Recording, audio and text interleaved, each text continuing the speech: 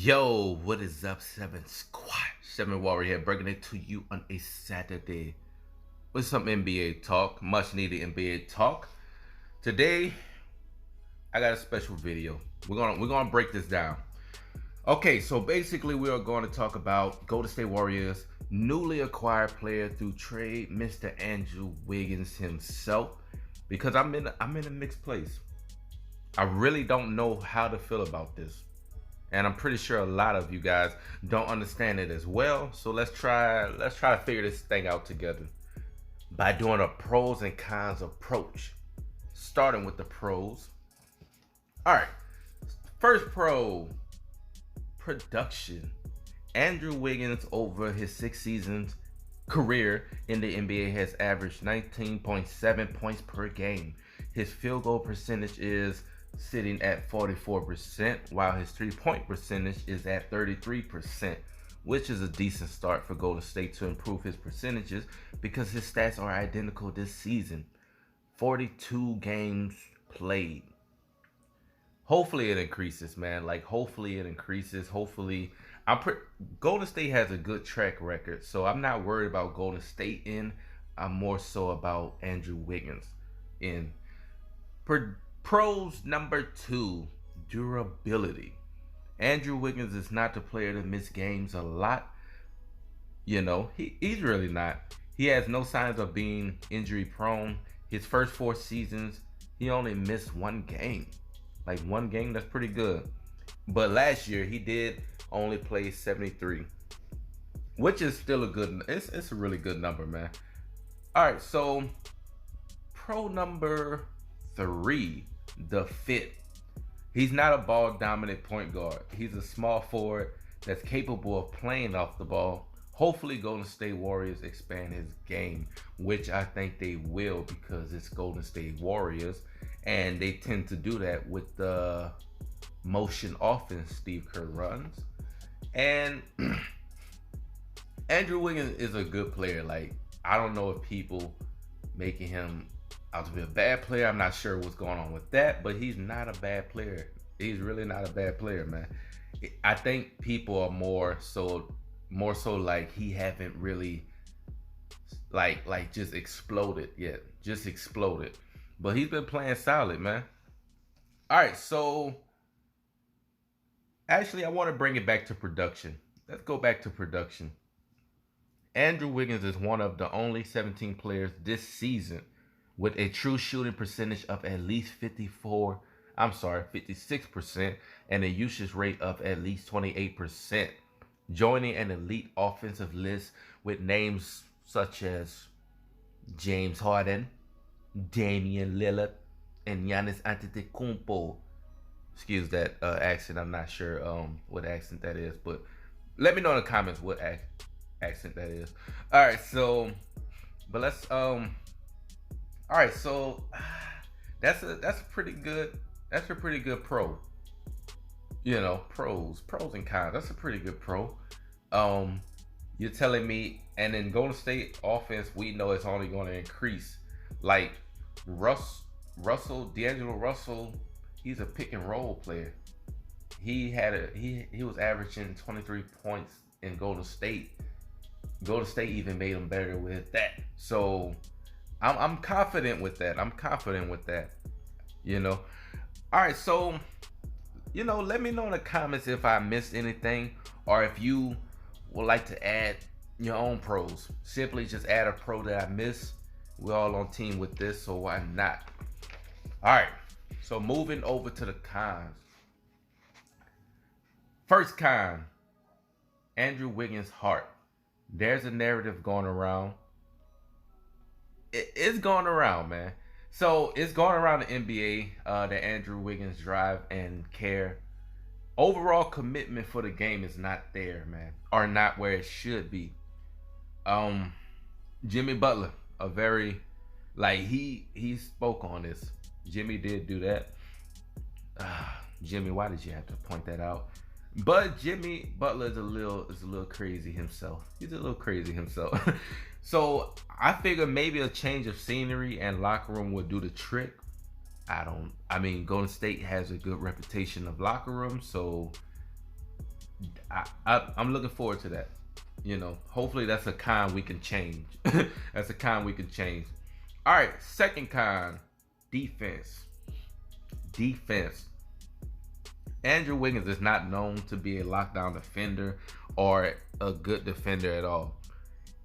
In the defensive win share category, he's sitting at 190 amongst 500 players. 500 players. It's not the worst, but it's not the best. You know what I'm saying? He's far from in the middle, but to be on the championship team, I think, and being that he's 6'7", 6'8", I think he would have to be a lot more better than, like a lot better than that, right? So let's put it in perspective. Luka Doncic is at 199, but his production on offense is amazing. Like, do we even care about his defense at this point? His team is translating wins, man. Now, to pass the eye test, yes, Andrew Wiggins is a better defender than Luka Doncic, but is Luka asked to defend when he's asked to do so much on offense?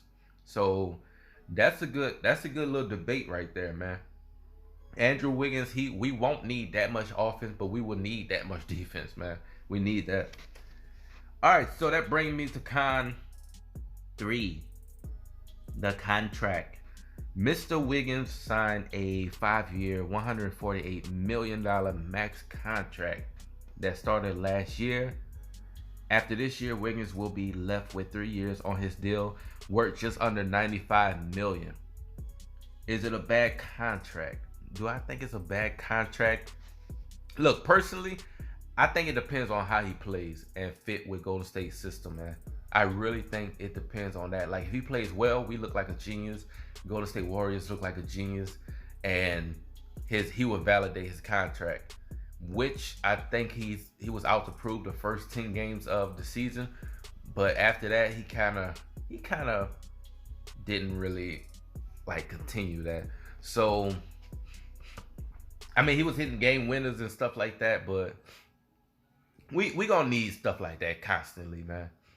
At least be solid. He is shown to be at least solid, but we looking for production increase. So here's the look at the current roster of Golden State.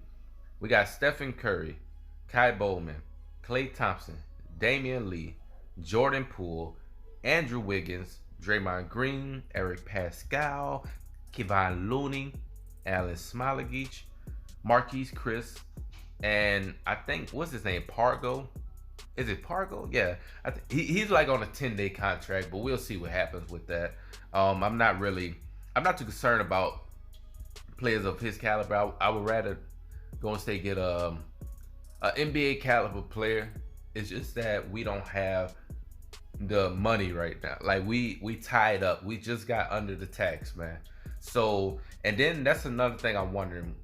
Golden State pretty much just wanted to get under the tax. Like, what are they planning to do? If you're light years ahead, then you gotta show that. So maybe they're light years ahead again and we just don't see it. Maybe they're gonna flip a lot of things. I have no idea. Hopefully, my best case scenario is once again, best case scenario is, before I even tell y'all that, no, I'm gonna tell you why not. Giannis Antetokounmpo, if he don't go to the Golden State Warriors, I don't know what will happen, man. I feel like he have to lose. He cannot win the championship. If he win the championship, he's staying in Milwaukee. If he loses, and Kevin Durant and Kyrie Irving is coming alive in Brooklyn, he's going to go to the Warriors, man. He got to go to the Warriors, man. We need him, and he going to want a championship, man. I know. Buck fans are like, no, will not allow that. But hey, man, like, a lot of stuff happens in the NBA, man. So the reason why I'm leaning towards Andrew Wiggins is actually a perfect fit, because I feel like he's somewhere in between Harrison Barnes and Kevin Durant, like, not skill wise, but fit wise, and Harrison Barnes has some strengths and weaknesses, and Kevin Durant had somewhat strength. He had a lot of strength, but somewhat weaknesses. And I'm gonna tell you what it is. Harrison Barnes, he fit in the system, and he couldn't to me, he couldn't produce at that type of star level. You know, he wasn't capable of doing that, but he fit in the system. Kevin Durant, on the other hand, on the far end, like he fit in the system, and he brought it over the top. But I felt like some plays they wanted him to isolate to get them a bucket, and Kevin Durant mentioned that he felt like the motion offense would get will reach his ceiling. So I feel like Andrew Wiggins is the perfect pro from Harrison Barnes and Kevin Durant, like mixed into one. Not as good or bad as those two, but he's perfectly he fits perfectly. And I feel like that still allows Steph to be the main point of the offense. And we know how that offense is, man. So a lot of times the ball will stick with Kevin Durant, even though they say it's a motion offense. Like it stuck with him sometimes if he needs to really just get going. But Golden State proved that they can pretty much plug a lot of pieces in and increase their strengths and make them look better than what they is.